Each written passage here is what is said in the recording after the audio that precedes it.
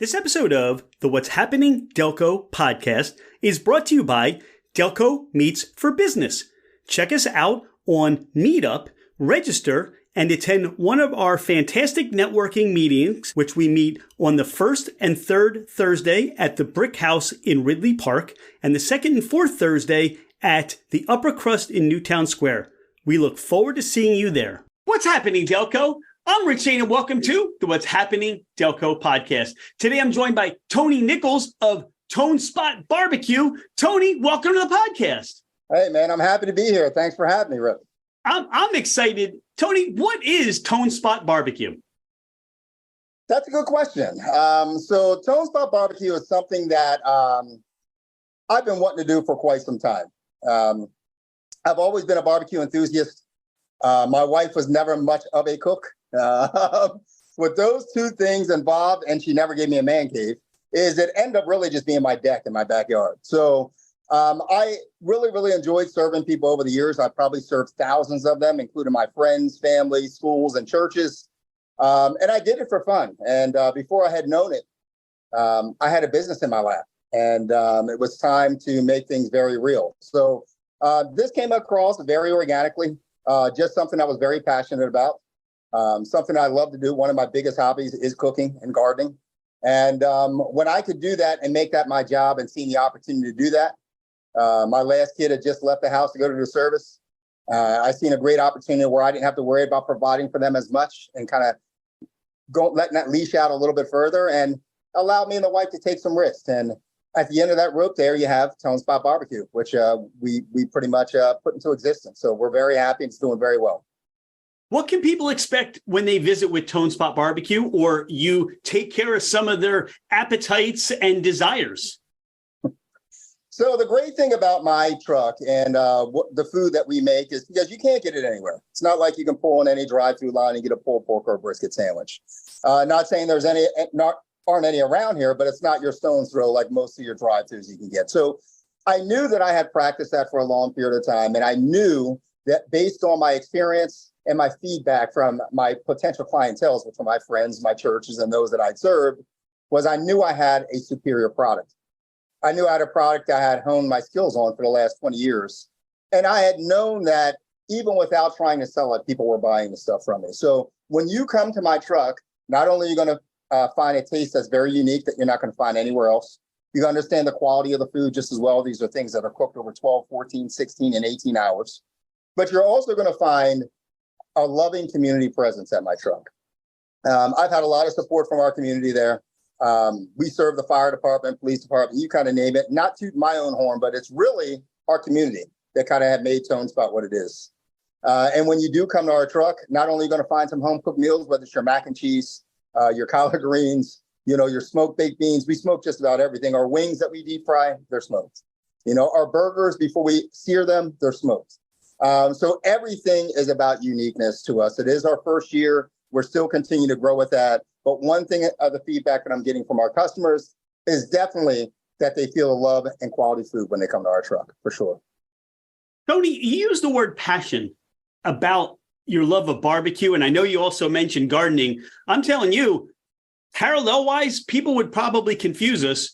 I love cooking. I love gardening. And they would probably say, hey, are you Tony or Rich? Because you guys just seem like you look alike, just everything about what you're saying is you're connecting with me, not to mention talking about the greens and the mac and cheese. You're making me really hungry. This passion of yours for barbecue, how did that come about? Yeah, so years and years ago, I probably was around 19 or 20. My wife's father, he's from down south. And when I met my wife, he was a barbecue enthusiast and he was also a cook. And I had lived with them for a while before I started courting my wife and marrying her. And that's all he did was barbecue. And I didn't really know it, but he'd be out there barbecuing pretty much all day long. He'd have a couple beers all day long. His food come out absolutely excellent. And I really didn't know, but it was on-the-job training for me. I had really enjoyed it. I didn't know that I was really practicing what I was going to be doing years later. And I know when I had started my truck, my kids had showed me a picture I drew for them about 20 years ago when we were deciding what we were going to do when we get older. It's just a little thing me and my kids did. And over 20 years ago, I had a restaurant called Barbecue Heaven. And it's funny because I never remembered it until they pulled this picture out that my wife had saved over the years, because we used to write our visions down and our goals. And me and my wife used to do that just as well to encourage our kids to be able to do that. So that's how it came about. It was a passion that slowly was blown on for years and years. Then I got in a position where the wife didn't cook quite as much. She was very busy. Don't get me wrong. She had a very demanding job, and so did I. Been in car sales and all types of very time-consuming careers. So with that being said, as she wasn't cooking, I'd compensate more. I just like to do the barbecue. Kitchen was smaller when we first had our house. We had like 3 kids in 3 minutes, so I moved my kitchen mostly to the outside and did a lot of my grilling out there. So that's where it had happened. That's where the passion was developed at. And that's where Tone Spot basically was birthed out of, for sure. Thanks for asking, Rich. You talk about, all right, smoked wings and smoked hamburgers. You mentioned pulled pork. Are there, those competition meats that you're like, you wear that heart on your sleeve for? Are there some of those for you as well? Some of those what? I'm sorry. Just some of those meats that you say, hey, I'll put my brisket, I'll put my ribs up against anybody. I got to be honest with you, Rich. So it's everything. I'm an enthusiast, and I'm also a realist. And even though I've been cooking a lot of this stuff for 20 years, I'm not going to mention any names, but there are some companies out here, right in our area, that make excellent barbecue. And I will say, there's a couple of them right out in Ridley. There's one out here in our area in Aston, Pennsylvania, just as well. But I would love to say that I did just last year won the Upper Chichester Barbecue Championship with my pulled pork sandwich. It is a local event. I plan on going out and doing more events just as well. But it was my first event. It was also my first place victory. The way that my food comes out, yeah, I would definitely put it up against anybody's food. Now, would it win against any of them out there? I'm not 100% sure. That's going to be based on preference and experience. Because like I said, I've tasted a lot of excellent food out there. But one thing I can definitely tell you is mine is one of those excellent foods out there just as well. And I'm sure you're going to get just as many that pick mine that are going to pick some of the other ones just as well. So I can appreciate what other people do with their foods, and I'm still learning, and mostly from those established companies and those that have done it for a long time. So I appreciate the groundwork they built for me, for sure. You mentioned you're still learning. Is there something you have not yet made yet that's on that barbecue to-do list? Absolutely. So right now I have a whole pig waiting to be cooked, which I have not done yet. And it's funny because I have one booked in November. And I got one so I could practice on. And obviously, I'm going to practice on my neighbors, my friends. If you're in the area, let me know, Rich. And what day is Whole Hog Day? yeah, just a suckling pig, something around 50 pounds. Also wanted to do an alligator. So I wanted to get into more whole cooked meats, whole portion meats. And the reason why is there's a specific market for that. I've been watching videos on that. I've watched it done just as well down south in North Carolina. Just never had the opportunity or the time to do it. But now that this is my business and this is what I'm engulfed in, is always learning new recipes, always buying meat, learning how to butcher the meat itself, preserving meat, seasoning meat, all that kind of stuff. Now I can carve the time in because it's become urgent enough. And there's also a demand for that out here. Because if you're going to get that out here, you usually have to go to Philadelphia and they deliver it. But something like being able to do that on site, which is what I am going to be looking to do by November, is I'll be able to go out there. I'll be able to cook for 20 hours. I'll be able to go and set something up, whether it's in a park, playground, somebody's house, you name it. And people really like that. And I'd love to be that person I've seen, whether it's in Hawaii or in Vietnam, on some of those YouTube videos where I see them cooking whole big pieces of meat. And it absolutely looks delicious. I can't wait to jump in that myself. You talk about that this has been now for Tone Spot Barbecue. This has been, something you've worked at for a year now. How has it been graduating from some of those backyard on the deck pieces of equipment to where you are now with where you're bringing everything to the local spot, that location where you're working on? How has that learning curve been for you, relearning or understanding the equipment that you're using now? That's a very good question, Rich. So I did a lot of on-the-job training. Made a lot of mistakes just as well. It cost me a lot of money just as well. I would definitely recommend someone going to school, culinary school, management school, business school. I was in sales for years, so I have some type of marketing background. But when it came to the food truck and this industry itself, we had learned really why we were driving the car. You ever get on that bike and they just push you down the hill and you just hope you can stay on board and start shaking? And the more you get, the more you kind of steady it. The more you get, the more you kind of steady it. And then before you know it, you're riding that bike. And that's the kind of thing here. Things were falling off. Training wheels were falling off. Our chain wasn't oiled. You had this going wrong. Brakes weren't wrong. So when I had bought a trailer, which I've never drove before, I bought a truck and never drove a truck before, never towed anything in my life. I have a neighbor that helped me out learning a lot of the stuff. So I just knew that it was something that was passionate enough for me that I just had to go out there and do it. And I could have made all the best planning and business planning in the world and set up culinary school and set up marketing and worked on somebody's truck for a year. I knew a couple people in the industry and done this, that, and the other, but it got to a point to where I already had a demand. And since I had a demand, and even I wasn't getting paid for it, it was, I was doing my church. I was, when COVID happened, I was selling about 50 salads out of my house a day before I knew it was illegal. The township came on down. And it's funny because trash guys and township people were coming down to buy his house. And they were like, look, man, you can't do this. Somebody can take your house, man, if somebody gets sick. They said, oh, look, go grab a food truck or a restaurant. And we'll help you every step of the way. And that made it 50% easier for me because all I did was told the township what I wanted. They took me by the hand. They told me the permits I needed. I didn't have to do a whole lot of research, which I'm not saying don't do your research. I'm not saying don't lean on your township. But I am saying that my township bent over backwards for me to make sure that I had a spot here in Chichester. And I'm not sure if they do that to everyone. I felt very privileged to work with our township. And that's what allowed me to really go and get this thing when I had the support and I also had the need from the community. So the want was there and I had the support. So the only thing that mattered at that point was jumping on that bike, looking down that hill, listening to what they said, and trying to steer that ship train on down. And that's particularly what happened. And we pretty much studied the ship and we haven't lost $1 one single day since we've been open. It's the first time in the restaurant business. So I'm very happy with that. I'll tell you what, hearing your mindset and how you've gone about building your business, you start with community, you start with love, you start with being a neighborhood, being a neighbor, building that relationship with people. You talk about all those other, you could have gone to culinary school, you could have taken marketing classes. I'll tell you what, I want to go to your class now because what you have the ability to teach people and understand, and what really comes out most is your confidence. Hey, I may not have all the answers, but there are people that can help me along the way. And sometimes what happens is people have these great ideas, but they don't have the confidence to say, let me just see. Let me start pedaling. Let me go down the hill. All right. Things are flying off the bike. I'm going to keep going. People are going to help me. And then you have Spot BBQ. That's a nutshell right there. That's exactly what happened. And your key word when you say community there, Rich, is really almost all of the great things that have happened with my truck and my business are as a result of someone helping me.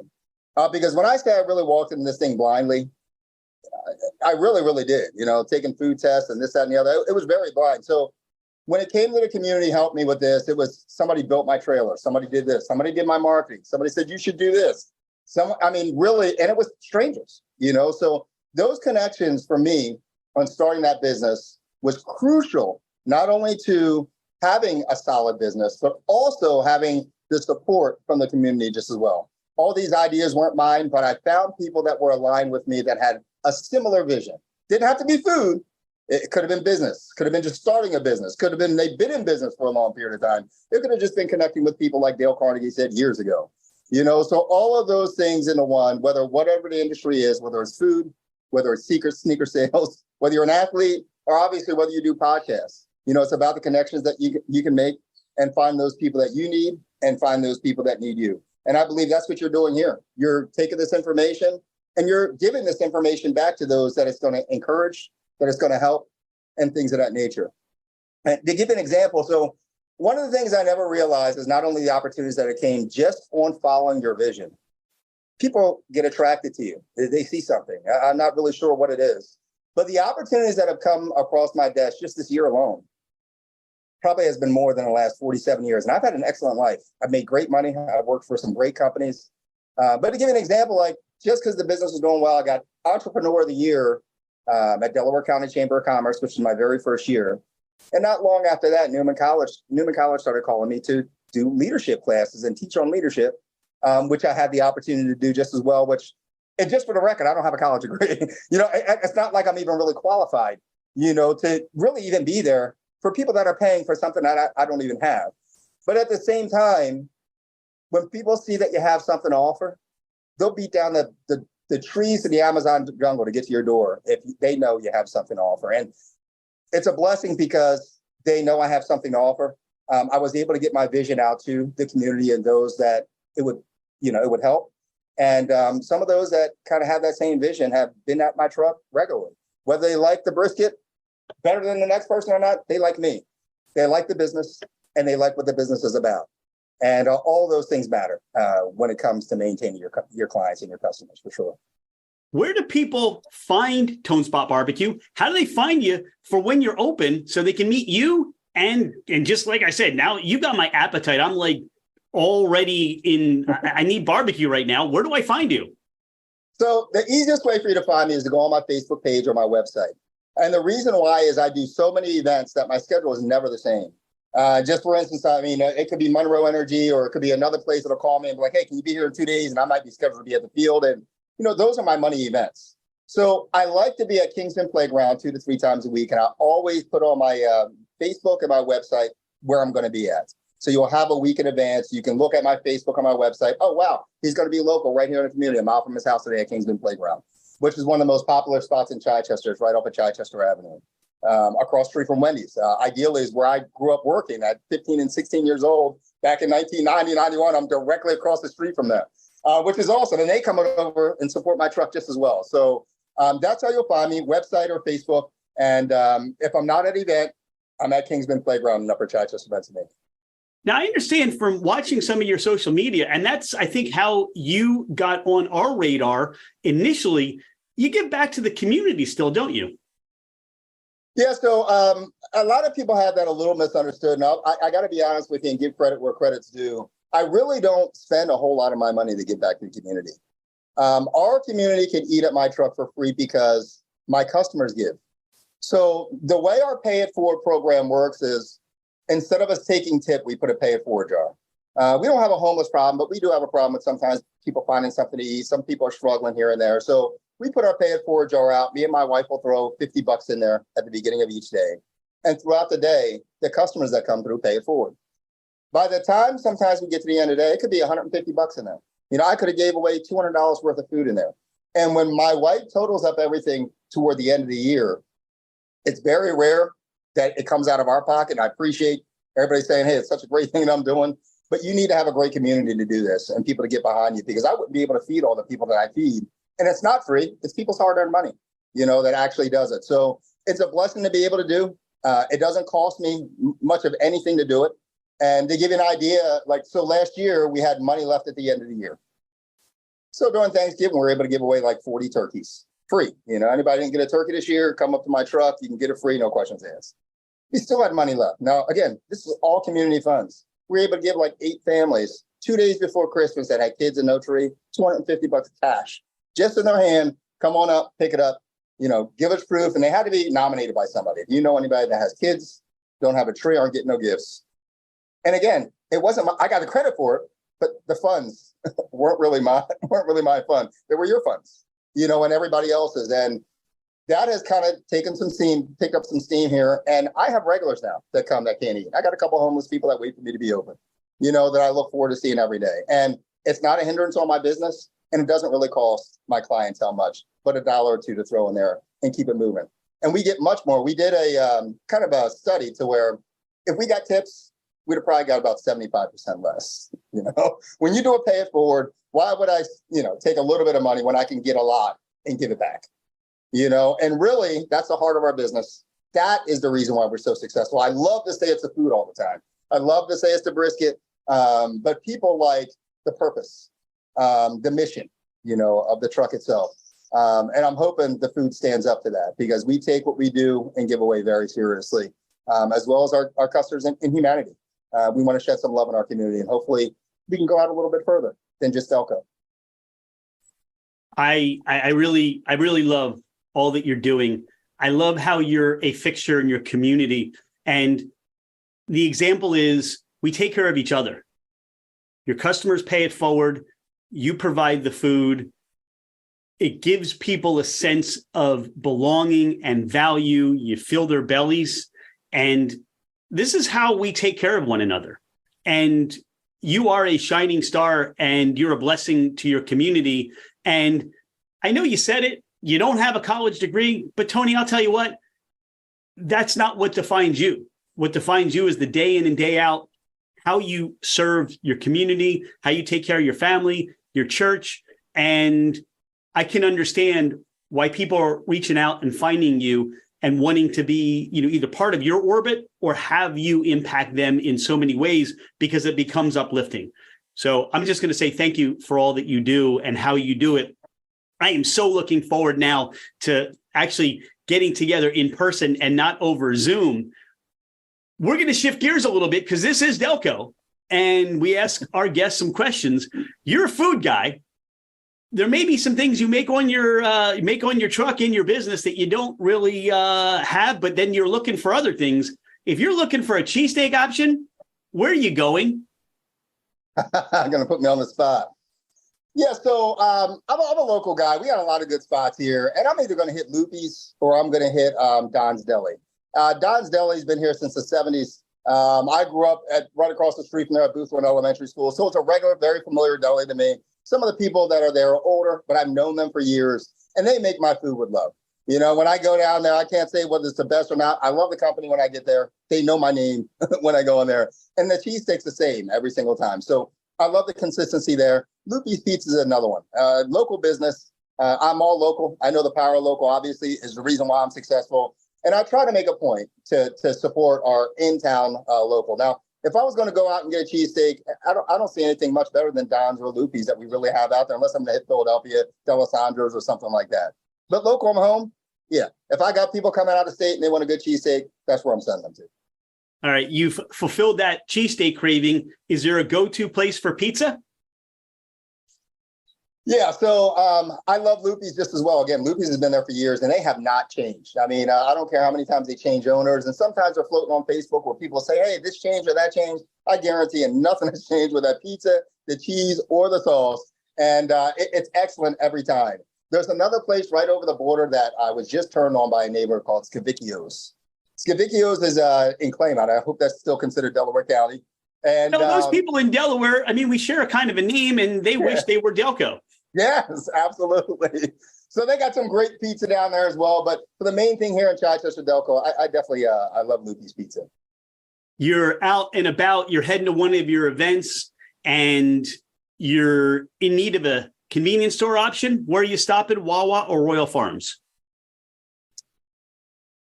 Yeah, so I have to say Wawa, man. I mean, Royal Farms is the newcomer up here. I mean, we grew up on Wawa. I mean, Royal Farms might even have better food, more options. I don't know, but I'm familiar with Wawa. And, familiarity means something to a lot of people. And consistency means something to a lot of people. So no disrespect to Royal Farms. You guys are doing a great job. The chicken is good. But if it's one or two spots and one's across the street, I'm hitting Wawa. Although, Tony, my guess is the way you approach food, they got nothing on your fried chicken. The fried chicken that we have turns out excellent. Surprisingly, because I like to be known as a barbecue truck. And my main sellers are like the fried chicken and the lemonade, and our hand-cut fries, are the biggest. I get a little jealous sometimes. The lemonade is excellent. Even Annie Ann's truck, who works with us from time to time, talks about how excellent the lemonade is, and it's nothing special. But yeah, that's how I feel about that. Tony, how do you describe Delco to somebody who is either not from here or not familiar with Delco? That's a really good question. When you're talking Delaware County, man, I've been here my whole life, right here in Upper Chichester. It is such a unique setting because you got so many different dialects of people here. Whether you're going all the way down near the river to Marcus Hook, whether you're going down to the Glen Mills or Garnet Valley area, Garnet Valley, basically. This area, if I had to describe Delco, you can look at a Rocky movie. As far as Delco is concerned, you can find our flags all over the place. I wouldn't be surprised if they're in Antarctica somewhere. But they did a skit on Delco on Saturday Night Live. So Delco is becoming mainstream. I'm excited about that. We're going to benefit from that just as well. People want to know what Delco is about. We also have our own lingo, sometimes our own language, our own twang, that's a little bit different than everyone else's. And yeah, Delco is definitely picking up a great reputation. It's not a bad reputation. It's a good reputation. It's an honorable reputation, I would think. And I'd like to hopefully be able to add to that for sure. I know you mentioned Loopy's, that you would take them there, or somebody that came from out of the area, besides, catering or feeding them from your food truck. What would you do for people, or what would you say? Where would you send somebody? Where would you take somebody to have that Delco experience? One of my favorite spots in Delco has always been Carmira's Deli. Now, I grew up not far. I could walk to there when I was younger, and I'm talking 1978, 79. And I've known the owners. They have a solid sandwich that I'd have to say is one of the best in the nation. You're going to get some of the best hoagies in this area anyway. So if someone was coming to our area and they weren't from Delco and they wanted something to eat, they have to try a Carmira's Deli hoagie. They have some excellent hoagies there for sure. Tony, what gets you out of bed every morning? Huh. What motivates you? I'm an incredibly motivated person, and I'm incredibly passionate. And my schedule is always full. And, I'm malfunctioning if my schedule's not full. It needs to be full. So, I have so many individual, personal, and business goals that it gets me out of bed in the morning. Typically in my family, will more than likely tell you, I don't go to sleep until I pass out. Usually, I go to sleep when someone, you might want to, go to bed or he's passing out. But my mornings start at 3, 4 o'clock in the morning, every morning. And it's not just because of what I do. I delivered papers years ago for 5 years straight when I was saving up for a home. And I got up at 12, 1, 2 a.m. and delivered for 4 or 5 hours. And my body clock had never changed. So since that had never changed, I just continued to get up at that time. It was my peace and quiet time. I look forward to that more than anything throughout the day. My kids get up earlier than me. I mean, when I'm up at my peaceful time, I'm like, yo, what are you guys doing up? It's 5 o'clock in the morning. Why? And they're both service guys, getting out the service. So now they're kind of intertwining with my time schedule. But, that's what gets me out of bed. I got so much to do, and people need me. People need me, and I want to be in position to be able to meet those needs as well. So I only sleep when I need to. And whether it's 4 hours and I get up, I'm never tired. There's nights I'm up throughout the night, might sleep 2 hours, go back on the grill, add more wood to it, flip my stuff over, spray my ribs down, sleep for an hour, get back up. And the thing is, once my day starts, I'm not tired. I'm not sluggish. I'm not waiting to go back to sleep. You don't have to slap your hands to get my attention. I got everything I need because I have such a drive for that next thing the next day, for sure. Who mentors you? Who do you look for as that guiding message? You've done so many things through your life, and I get a sense you draw inspiration from certain people. Yeah, so everything that I go through, I kind of hope that would be a learning experience so I can take as education free. And, I was a big church guy growing up. I was raised in church. And when you talk about mentors for me, I've always looked up to pastors. Mine just as well was no longer here, but I've always looked up to my business owners. I've worked with some outstanding business owners. One that I would mention is David Kelleher. He owns David Dodge out here. I worked for him for about 5 years. And I don't know if he knew at the time, but we celebrated just recently a couple months together at the Delaware County Chamber of Commerce. He got Small Business of the Year. I got Entrepreneur of the Year. It was the first time seeing him in years. And it was a moment to where it was almost like, yeah, I knew you were supposed to be here. I knew you were watching me close, the whole time, because I worked very close. I probably had hundreds and hundreds of meetings with owners over the course of the year. Over the years. So I owe the things that I know to just kind of picking up some of the very successful people that follow some of the same moral standards that I follow and the same kind of boundaries and guidelines. Those people are attracted to me. It means a lot. Your belief system means a lot to me.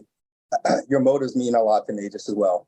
And being effective and a loving person means a lot. And I've had a lot of people in my life that have been just that. Even the bad people, you learn some stuff from. Even some of the tough jobs, were some of the greatest learning experiences when you're dealing with people, because people are complicated, very complicated. I like to give people a little bit more credit because they're just such complicated individuals that you can always learn something from those people. So I say there's a good amount of mentorship in my life. My mother was I'm not going to say a sales, she was a teacher, but she was more of a servant as well, whether it be in our church. She had people living with us growing up. We had a small 2-bedroom apartment. I had 4 sisters. She's taking in kids that people don't want, giving out food and things of that nature. And it just became a way of life. It wasn't like, hey, why are you moving her in? I don't even have a space to sleep in here. It was more like, wow, that's great. You want me on the couch? Okay, she has my bed and my dresser. I only get the top drawer. And I learned servitude from seeing some of those things. And from a longevity standpoint, you see what it's done to some of these people's lives. And it's amazing. It changes their life. So I want to imitate that as well. It's one of the most beautiful things I've seen. You're living that servant leadership that you were raised on. And that should make a lot of people that are no longer here looking down on you very proud. They really should. I hope so. Is there anything that we haven't talked about today that you want people to either know about you or Tone Spot BBQ? Well, I think you did an excellent job, Rich. Like I said, I've never been on a podcast, so I didn't really know what to expect. But one thing that I would like to say and just kind of finish this off with for me is, you're always going to get quality food from us, but food was never the end game with me. And you'll find that out coming to our truck. I have a lot of conversations with my people, no matter how busy that we are. But my end game is changing lives. The food is the fun part. Like I told you, Rich, that's my hobby. You don't have to kick me out of bed to get up and start my smoker up, So that's just the fun stuff. But the silver lining to this job is to be able to give someone a plate that can't afford it. Not pat myself on the back. This is all community. Or to be able to pray with somebody. Somebody came up to my truck and said, hey, man, can you pray with me? Who does that? Absolutely, I can pray with you. You jump out your truck, you grab their hand right in the middle of a crowd, you grab their hand and you pray. And to have that opportunity, to some people that might not even believe in God, to have that opportunity says a lot to me, and it's moving to me. And not only that, it's a high, for me. Probably the greatest high, that I've ever had. So when it comes, what I'd like you to know about me is if you need anything and you're from my area, come down to my truck. It's already paid for. We're not giving you no spaghetti. You can order whatever you see on our menu. And although you're going to be very gracious for me, just know that there's a bunch of great strangers that love you in your community that you don't even know that took money out their pocket to make sure that you can eat. I just have a truck there because, like I said, I don't spend a whole lot of money. So that's the main thing I'd like people to know. That's what I'm doing right now. And who knows, Rich, what's going to happen in 5 years. I'm a person, I'm training somebody to take over this now because I'm always looking, for the next thing. I'd love, to take somebody the truck and buy another truck. And who knows, I might go into leadership or management or consultant or who knows what the case might be. So I'm always looking for, and if there's anybody out there interested in a food truck, let me know, somebody to replace me on my truck and run the whole thing. What you do is you nourish people's bodies, you nourish their soul, and you nourish their spirit.